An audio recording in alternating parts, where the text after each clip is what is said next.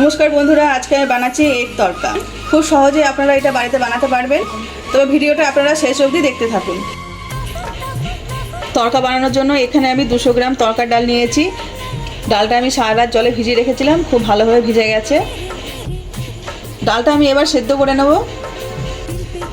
তরকার ডাল আমার সেদ্ধ করা হয়ে গেছে। এর মধ্যে অল্প করে একটু ফুড কালার দিয়ে আমি সেদ্ধ করে নিয়েছি। শুধু কড়ার মধ্যে আমি ঢেলে দেবো। কড়াতে আমি কিছু দিইনি, খালি কড়াতে আমি দিয়েছি। এই জলটা একটু মেরে নেব, ভালো করে নাড়াচাড়া করে নেব এটা। এর মধ্যে আমি অল্প করে নুন দিয়ে দিচ্ছি। জলটা আমি হালকা মেরে নিয়েছি। এবার আমি এটা নামিয়ে নেব। এখানে আমি 2টো ডিম নিয়েছি, এর মধ্যে পরিমাণ মতো নুন দিয়ে দেব।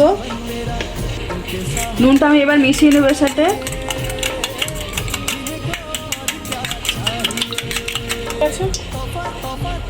কড়াতে আমি সরষের তেল দিয়েছি, তেল গরম হয়ে গেছে। এবার ডিমটা দিয়ে দেবো, ভুজিয়া করে নেব ডিমের।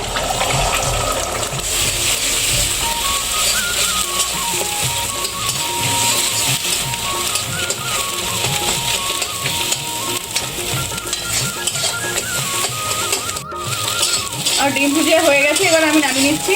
কড়াতে আমি সরষের তেল দিয়েছি, তেল গরম হয়ে গেছে। এবার কুচনো পেঁয়াজ দিয়ে দেবো এর মধ্যে। পেঁয়াজটা আমি একটু হালকা ভেজে নিয়েছি। এবার এর মধ্যে আমি দেবো রসুন কুচি, এবার দেবো আদা কুচি এর মধ্যে, এবার দেবো কাঁচা লঙ্কা কুচি। একসঙ্গে সব নেড়ে নেব।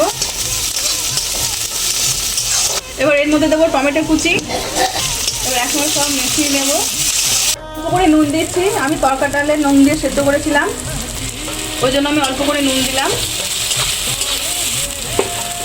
মশলাটা আমি হালকা ভেজে নিয়েছি। এবার তরকা ডালটা আমি এর মধ্যে ঢেলে দেবো।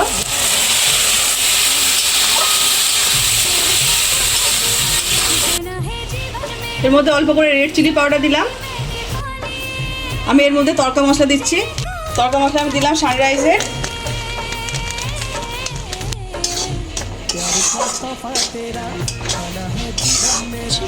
এর মধ্যে আমি ডিমের ভুজিয়াটা দিয়ে দিচ্ছি। ডিমের ভুজিয়াটা দিয়ে দিলাম। আমি ধনেপাতা দিয়ে দিচ্ছি। আমার তরকারি একদম রেডি। নামানোর আগে ওপর থেকে 1 চামচ আমি বাটার দিয়ে দিচ্ছি। তরকা হয়ে গেছে, এবার আমি নামিয়ে নিচ্ছি।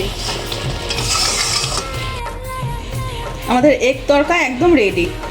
দেখতে পেলেন কত সহজে আমি বাড়িতে বানিয়ে ফেললাম। আপনারা চাইলে আমার এই রেসিপিটা ফলো করে আপনারা বাড়িতে বানাতে পারবেন।